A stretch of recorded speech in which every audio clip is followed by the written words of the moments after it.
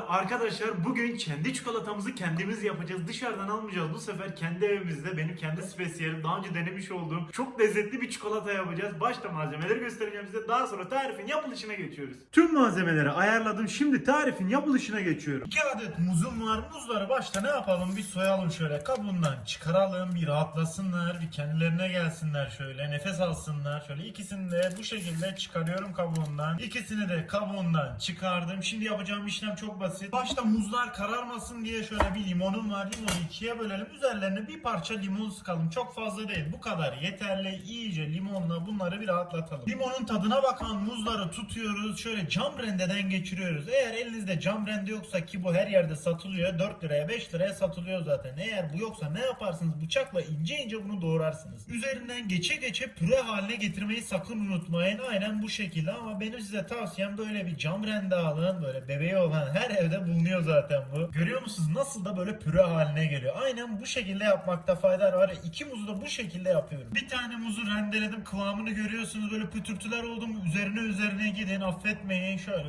üzerine gidiyorum muzun. İyice böyle püre haline gelsin. Artık bir muz tamam, bunu karıştırma kabına ekleyeyim, diğerini de yapayım. Şimdilik bir adet muzu ekliyorum, diğerini de aynı şekilde yapacağım. Şöyle ayrı bir yere aldım bunu. İkinci muzu da rendeledim, bunun da üzerine ekliyorum. Karıştırma kabına aldım bunu da. Buradan muzlar kararmasın diye şöyle tutuyorum. Üzerine bir parça limon sıkıyorum. Bir tatlı kaşığı kadar yeterli. Üzerine çekirdek düşerse tabii bunları ne yapacağız? Almanız gerekecek ve ne yapalım, bunu böyle bir karıştıralım. Bir kendine gelsin. Muzu tamamladık. Şimdi bunu bir kenara alalım. Şimdi ne yapacağız? Şunu söyleyeyim size. Elimde bir avuç fındık var. Fındığı şöyle bir oklavanın içerisine ekliyorum. Ve bunu döve döve ufaltıyorum. Böyle ip ince yapın arkadaşlar. Toz haline gelsin. Bu kullandığım kavrulmuş fındık. Siz de kavrulmuş fındık kullanırsanız daha güzel olur. Daha lezzetli olur. Daha sonra şöyle ne yapacaksınız? Kenarlara sürttüre bunu toz haline getiriyorsunuz. Bastıra bastıra. Burada biraz güç uygulamakta fayda var. Zaten göreceksiniz, kendiliğinden ufalayacaktır zaten bu. Un haline gelecek, öyle söyleyeyim size. Evet, bu tam istediğimiz kıvama geldi.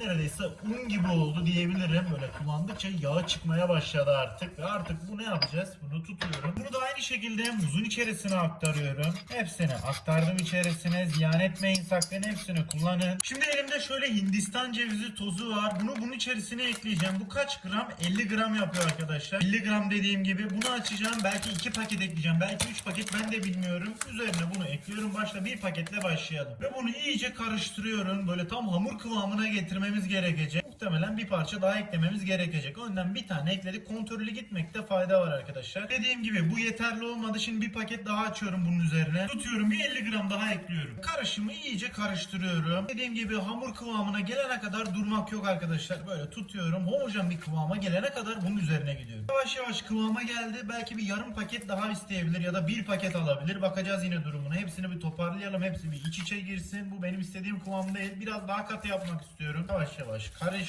İstediğim homojen kıvama geldi. Şimdi bir yarım paket daha ekliyorum buna. Paketin yarısını ekliyorum, yani 25 gram kadar. Yarısını ekledim. Bunu tekrardan karıştırmaya devam. Durumuna bakacağım. Belki o diğer yarısını da ekleyeceğim. Arkadaşlar biz diğer yarısını da ekleyelim ve 3 paket eklemiş olalım. Yani 150 gram Hindistan cevizi ekleyip bu şekilde iyice karıştırıyorum bunu. Bu sanki tam yeterli olacak. Kıvamı yavaş yavaş istediğim kıvama geliyor zaten. Ama tüm karışımlar iç içe girmeden bırakmayın. Homojen bir kıvama gelene kadar bunu bu şekilde yoğuruyorum. İşte istediğim kıvam tam da bu. Tam böyle hamur kıvamına geldi. Birbirini tutar oldu. Kemik gibi diyelim buna. Şöyle etrafını bir toparlayalım.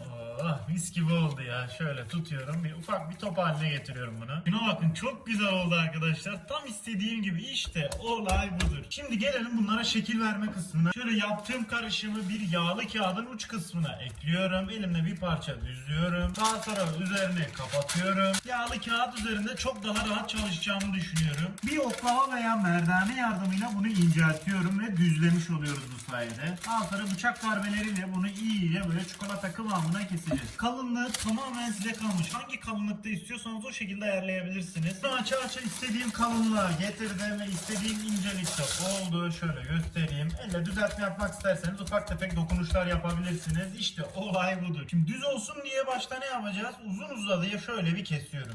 Aynen bu şekilde. Yine aynı şekilde diğer taraftan da şöyle tutuyorum. Uzun uzadıya kesiyorum.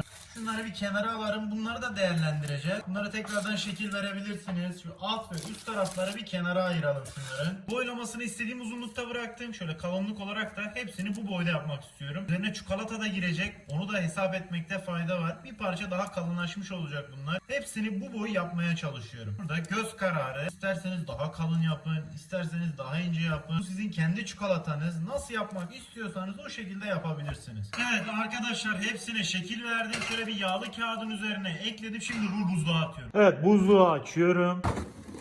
Ve içerisine ekliyorum ve buzluğu kapatıyorum artık.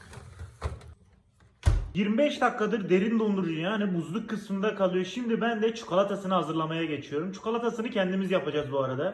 Ocağın altını yakıyorum. Tencereyi ocağa ekliyorum. İçerisine kaynamış su ekliyorum. Çok fazla eklemeyin çünkü borcam ekleyeceğiz. Değmemesi gerekiyor borcama. Dediğim gibi üzerine borcam ekliyorum. Elimde şöyle 250 gram kakao yağı var. Ben bunu Metro'dan aldım. Size şöyle söyleyeyim. Kakao yağının kalitesi sizin çikolatanızın kalitesini belirler. Şimdi çikolata yapacağız, onu belirteyim bu arada. Metro'da satılan kakao yağı başarılı mı? Bence çok başarılı değil. İnternetten de temin edebilirsiniz. Ama ben hızlı olsun diye Metro'dan aldım bunu. Daha önce bitter çikolatası yapmıştım. Onu internetten almıştım. Efsane oldu bu arada, onu da belirteyim. Şimdi bunun hepsini ne yapacağım? Bunun içerisine aktarıyorum. Kısık ateşte bunu karıştıra karıştıra eriteceğiz. Bu zaten yağ olduğu için hafiften bir sıcağı görünce erimeye başlayacaktır, göreceksiniz. Çok hızlı bir şekilde eriyor bu. Burada kesinlikle ama kesinlikle borcama su değmemesi gerekiyor. Bu önemli püf noktalarından bir tanesi. Görüyorsunuz yavaş yavaş erimeye başladı zaten. Kakao yağının tamamı eridi. Şimdi bunun içerisine şöyle göstereyim. 1 su bardağından 3 parmak eksik, yani hemen hemen yarısı kadar şöyle ne yapıyoruz? Pudra şekeri ekliyorum. Ve bunu karıştırmaya devam ediyorum. Bunu karıştırdıktan sonra bir homojen kıvama geldikten sonra diğer malzemeyi ekleyeceğim. Bu homojen kıvama geldikten sonra şöyle yarım çay bardağı ne yapacağız? Süt tozu ekliyoruz.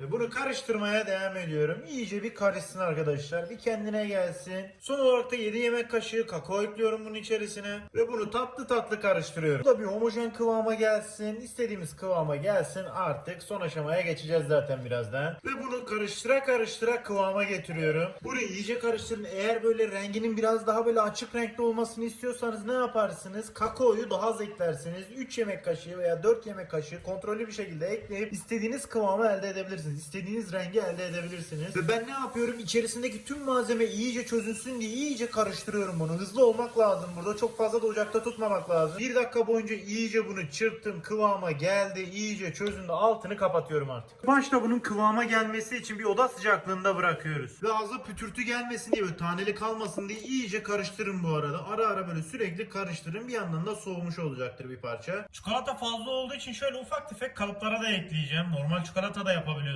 Söylediğim gibi böyle kalıplara aktarıyorum bunu. Şöyle dikkatli bir şekilde, çok fazla koymayalım, taşar. Çok fazla da şey yapmayacağım çünkü çok da eksilsin istemiyorum. Her bir kalıptan böyle 4 tane 5 tane olsun istedim. Şöyle diğer kalıbımı getirdim. Buna da aynı şekilde böyle az az ekliyorum. Bunların böyle hızlı olmasını istiyorsanız buzluğa atarsınız. Bir 15-20 dakikada zaten olacaktır. Ya da buzdolabına atın. 1 saat bekletin, hazır. Benim yaptığım bitter çikolataydı. Sütlü çikolatalı da yapacağım. Bunu hazır kullanacağım. Bunları da ne yapıyorum? Parçalıyorum. Ben var usulü eriteceğim arkadaşlar. Yarısı dediğim gibi bitterli, yarısı da sütlü çikolatalı olacak. Erimeye yakın, altını kapattım. Kendi kendine takılsınlar, erisin. Bu da hazır. Diğeri de hazır. Artık buzluktan malzemeyi çıkarabilirim. Biraz daha böyle akışkan olsun diye içerisine 1 tatlı kaşığı kadar sıvı yağ ekliyorum ve bunu iyice karıştırıyorum. Daha akışkan olacak. Evet, istediğim akışkanlığa geldi. Şuna bakın, muazzam oldu bu da. Böyle çıkarıyorum. Ve bunu çıkarıyorum. İyice kıvama gelmişler. Yapacağınız işlem inanılmaz basit. Bu zaten soğuk. Şöyle tutuyorum. İçerisine aktarıyorum ve kaldırıyorum arkadaşlar. İyice bir süzülmesine izin verin. Ve bunu tekrardan olduğu yere aktarıyorum. Diğerlerinde hepsini bu şekilde yapıyorum. Bir tane daha göstermek istiyorum. Alıyorum. Çikolatanın içerisine aktarıyorum. Bir banyosunu yaptıralım. Daha sonra tutuyorum. Fazla çikolatasını süzüyorum. Tekrardan bulunduğu yere aktarıyorum bunu. Hepsini bunun gibi yapacağım. Sütlü çikolatadan da yapayım. Onu da görmenizi isterim. Şöyle tutuyorum. İçerisine aktarıyorum. Bir banyosunu yaptıralım. Şöyle bir havaya kaldırıyorum. Ve şöyle tutuyorum. Yerine aktarıyorum bunu. Evet, hepsini çikolataya buladım. Şimdi bunları hızlıca buzluğa atıyorum. Tam tamına yarım saat beklettim. Şimdi dışarı çıkarıyorum. Evet, Evet, çikolatalar oldu. Şimdi şu kenardaki sarkanları böyle bıçakla alabilirsiniz. Sıkıntı olmaz. Elinizle bile koparabiliyorsunuz bunları. Evet, gördüğünüz gibi hepsini dizdim. Çok güzel gözüküyorlar. Şuna bakın ya. Gerçekten dört dörtlük oldular. Bu çikolatanın adına Badelette dedim. Neden dolayı? Çünkü takipçilerime sordum. Yani sizlere sordum. Sizin yoğun isteğiniz üzerine kızımın adını verdim. Tabi Bade ismi Badelatte diye oldu. Şimdi en sevdiğim zamana geldi. Tadımı yapacağım. Bakalım nasıl olmuş. Başta bitter çikolatalı olanı tutuyorum. Şöyle ikiye bölüyorum. Şunun kıvamına bakın. Çok güzel gözüküyor. Şöyle tutuyorum. Tadına bakıyorum.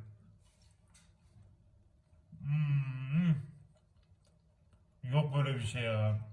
Çok güzel ya. Gerçekten muazzam olmuş ya. Ya bunu dışarıda satarsın ve çok da tutar, öyle söyleyeyim. Muazzam olmuş.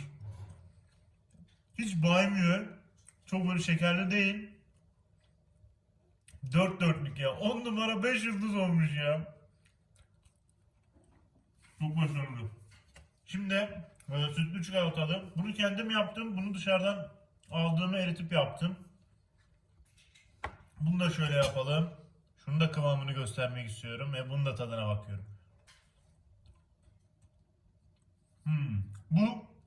Bu daha şekerli. Benim yaptığım daha az şekerli. Bu daha şekerli. O da çikolatasından kaynaklı. Yani eğer böyle daha şekerli istiyorsanız bundan yapın, ya da yoğurmak istemiyorsanız dışarıdan alıp yapabilirsiniz ya da benim gibi de yapabilirsiniz. İkisi de çok güzel olmuş. Kalıplarından çikolataları da çıkarmak istiyorum. Şöyle göstereyim. Kalıplarından çikolataları çıkardım. Diğerini de çıkaracağım aynı şekilde. Bundan biraz daha azdı. Şöyle, oh mis gibi olmuşlar. Şuna bakın ya, çok güzel gözüküyorlar. İster bu şekilde yaparsınız, isterseniz benim gibi yaparsınız. Bu tamamen sizin tercihiniz. Biz bu işi gerçekten ama gerçekten başarmışız. Dört dörtlük olmuş arkadaşlar ya. Burada videoyu sonlandırıyorum. Herkese afiyet olsun. Videomuzu beğenip kanalımıza abone olmayı unutmayın. Bir sonraki videoda görüşmek üzere arkadaşlar. Hoşçakalın.